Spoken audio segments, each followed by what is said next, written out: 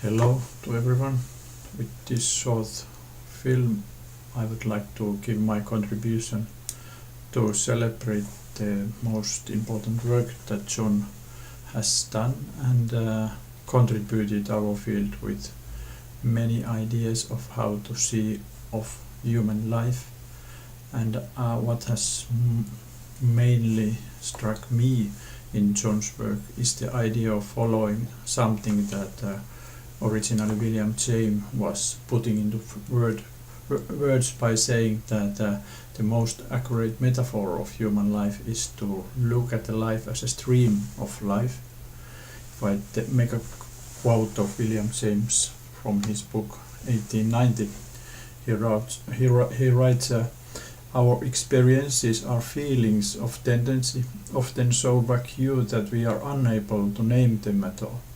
Such feelings can function as signs of direction in thought of which we have an acutely discriminative sense, thus no definite sensorial image plays any part in it whatsoever.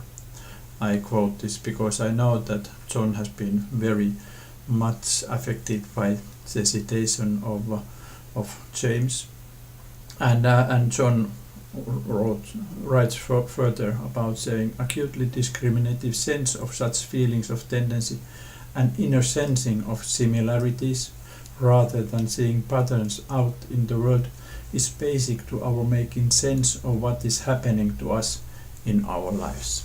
In another point, John also says about the same issue by saying, and it is a acutely discriminative sense that is the door into the inner landscape of another person's mental life, the tendencies and urges that are at work within them, shaping their actions with themselves have not yet perhaps themselves recognized, let alone identified.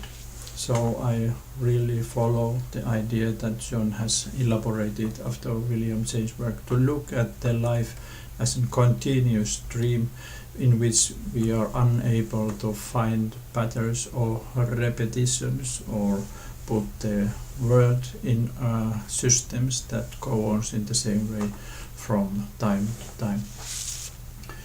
For me, of course, the basic form of stream of life is the all the time ongoing dialogue that starts from the very first inhaling of human being. Mikhail Bakhtin, a Russian philosopher that we both are very affected, both John and myself, has said that dialogue is embodied action.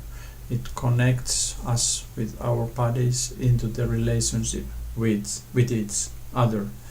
And Bakhtin says that we participate in dialogue throughout our own life with our all body and all deeds. It's deeply embodied action, and of course this is the basic part of this stream of life that we participate, because in dialogue we only can be part if we are in a responsive position to the one that is said and uttered, and our responses become again a kind of new invitation to the response of the other, and this is something that is all the time ongoing way of working. For us, doing psychotherapy, this also means that we actually never initiate anything, even if we come into a therapy room and think of the importance of our first questions, because everything that we do is a response in a very concrete way. We already have responded before we say anything, and our clients have got the response before we are saying anything. So of course this is very important to think how do we choose our words. John has surprised me in many ways during our 25 years of friendship and works together. For instance, he has said that he is one of the first things that he was involved in psychology, were involved in the group with Colvin Trevarten and others to doing the communication research between newborn baby and grown-ups. And again, this is very much in line of looking at the all the time ongoing responsive flow of or stream of interaction that we become caught from the very beginning of our life. Colvin Trevarthen made a research that later on has been named synthesis subjectivity research, showing of the rhythmicity between the communication between a newborn baby and a grown-up. This research, and a bit surprise of also John being involved, is the idea of combining the embodied part, bodily part, into the human interaction and communication, and the movements that start to be created between the baby and the grown-ups, which are in a basic way of the affect regulation that becomes a part of the life. These movements are with us even if we as adults have learned to language and learn to formulate ourselves into words, and also learn to make a description of life. John became very known, perhaps most of us at the time he was involved in the social construction idea, or in a way creating the social constructionism as big issue as it was nowadays.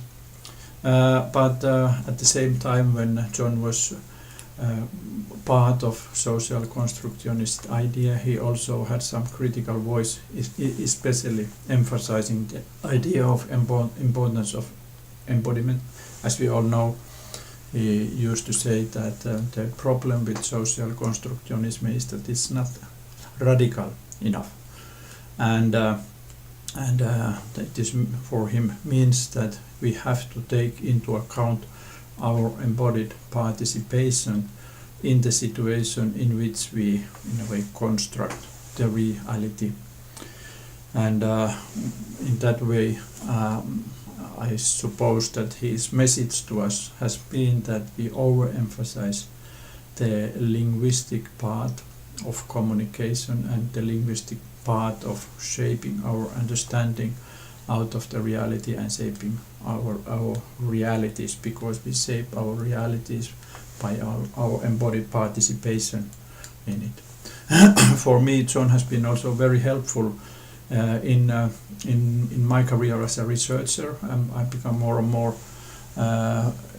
in the part of science, doing research of the clinical practice, and in two occasions it has been very evident for me to ask John's help. First, when we were developing a method for or investigation of dialogues called dialogical investigations of happenings of change.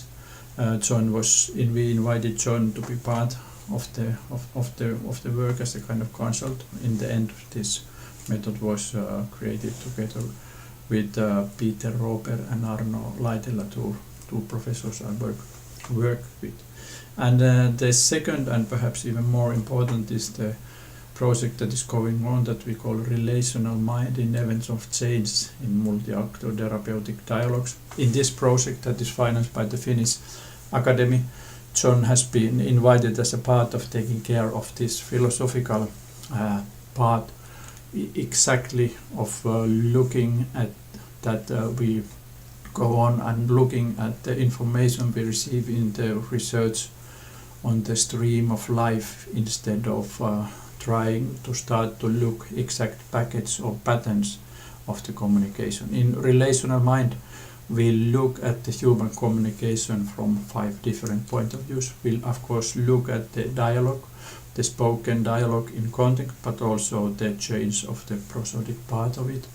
And even more interestingly, we look at the autonomic nervous system arousal and settlement in a situation of communication and emotionally loaded issue.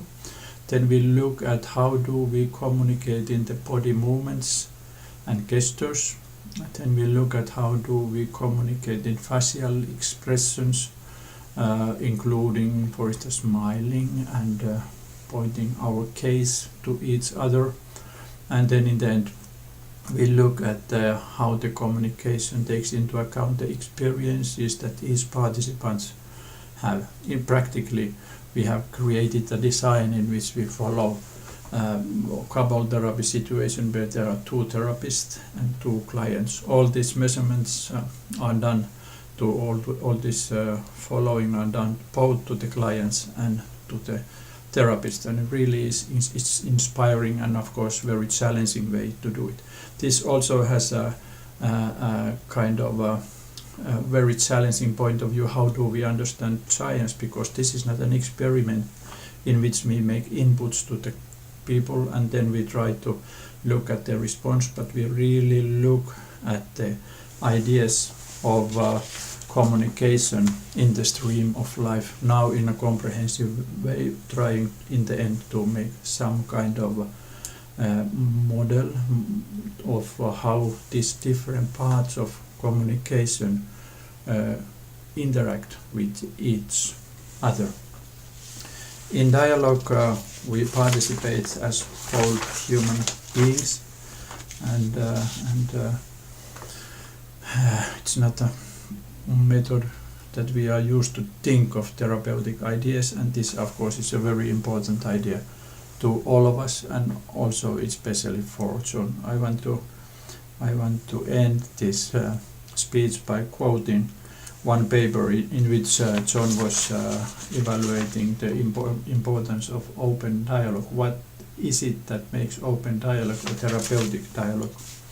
And in the end of his paper, John says that it is only our deeply dialogical meetings with each other that we can sometimes experience those unmediated moments of being in which we find ourselves free of our entanglements in the cotton wool of daily life. I want to end my speech with this citation, and I really hope that John will go on and giving his valuable contributions to our field in many ways in the future.